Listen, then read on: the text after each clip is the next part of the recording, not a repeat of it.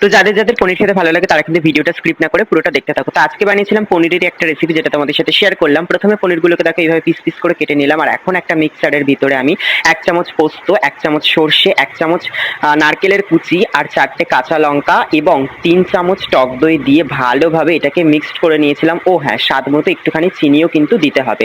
দিয়ে এটাকে ভালো করে মিক্সড করে নিতে হবে। তারপরে দেখো কড়াইয়ের ভিতরে তেল দিয়ে তাতে একটুখানি হলুদ গুঁড়ো, লঙ্কার গুঁড়ো আর স্বাদ মতো নুন দিয়ে কেটে রাখা পনিরগুলোকে কিন্তু ভালোভাবে 1.5 মিনিট মতো ভেজে নিতে হবে। তারপরে এরকম একটা দেখো স্টিলের টিফিন কোটো নিতে হবে, যার ভিতরে পনিরগুলোকে এইভাবে দিয়ে ব্যাটারটাকে দিয়ে ভালোভাবে এটাকে মিক্সড করে একটু স্বাদ মতো নুন আর কাঁচা সর্ষের তেল আর 2টো কাঁচা লঙ্কা চিড়ে কিন্তু এইভাবে টিফিন কোটোর মুখটা বন্ধ করে 10 থেকে 15 মিনিট এইভাবে গরম জলের ভিতরে কড়াইয়ের মধ্যে চাপা দিয়ে কিন্তু রেখে দিলেই তৈরি হয়ে যাবে এই দুর্দান্ত স্বাদের পনির ভাপা রেসিপিটা। তো তোমরা এটাকে অবশ্যই বানিয়ে খেও, আর কেমন হলো অবশ্যই কিন্তু কমেন্টে জানাবে।